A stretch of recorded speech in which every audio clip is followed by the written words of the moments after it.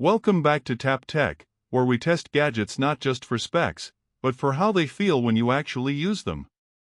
If you love immersive video, travel, or storytelling from all angles, this review's going to get interesting. The Osmo 360 is DJI's entry into the 360-degree camera world. They didn't just want to match what others have done. They tried to push it forward. From first impressions, there are moments when it feels like this could be the benchmark for 360 video creators. But there are also places where it reminds you that first versions always come with trade-offs. Picking it up, you sense that it's built tough.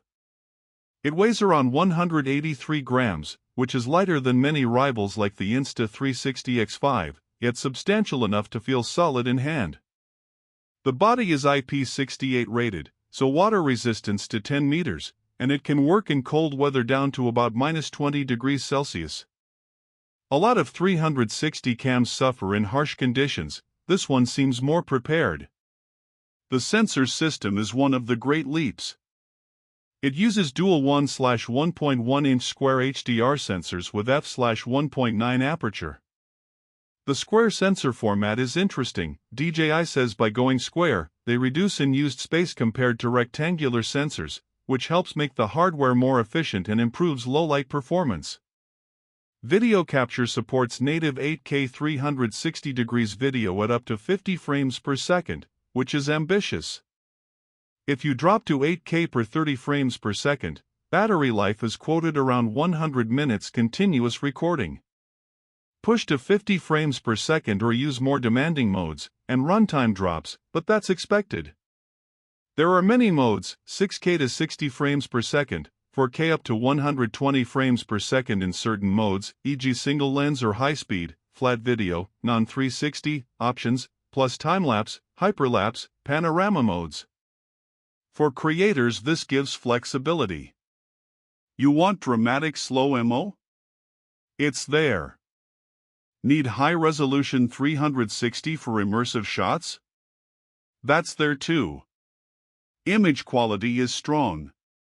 In good light, sharp detail, strong dynamic range, DJI claims 13.5 stops, very usable color when shooting in 10-bit D-Log-M, shadows and highlights handled better than many competitors.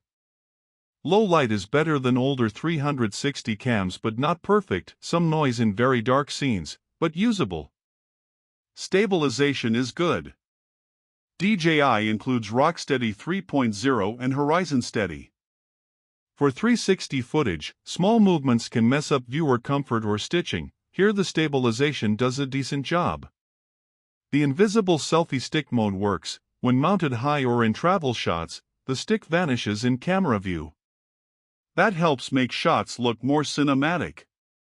Display and controls. There's a 2.0-inch touchscreen, reasonably bright, 800 candelas per square meter, physical buttons for mode switching and shutter, plus opening flaps for microSD and battery/USB-C. It's simple, clean. UI is generally responsive. Storage, 105 GB internal built-in, plus microSD support. That's generous and means you can record a lot without immediately needing external storage.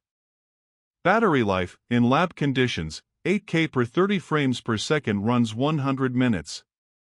In practice for many users, switching between modes, using stabilization, maybe using boost modes or high FPS, you'll get less.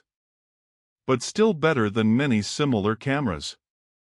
Charging through USB-C, fast charging features help. Advantages are strong.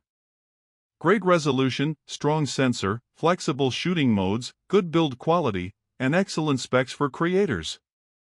The invisible stick mode is a beauty. Also, the stabilization and HDR video make it usable beyond just gimmicks. If you want immersive video, tour shots, action, travel vlogging with 360 views, this camera delivers tools that genuinely let you try new creative styles. But there are weaknesses.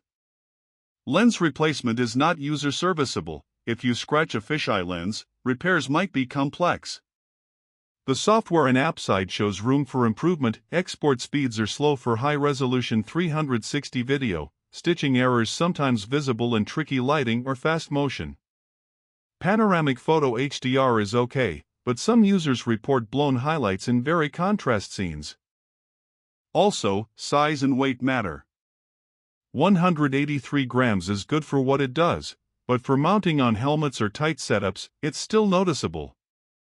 Waterproofing is rated to 10 meters, which is solid but not exceptional compared to some competitors. Underwater 360 work can introduce distortion because of lens shapes and stitching issues. Price is premium.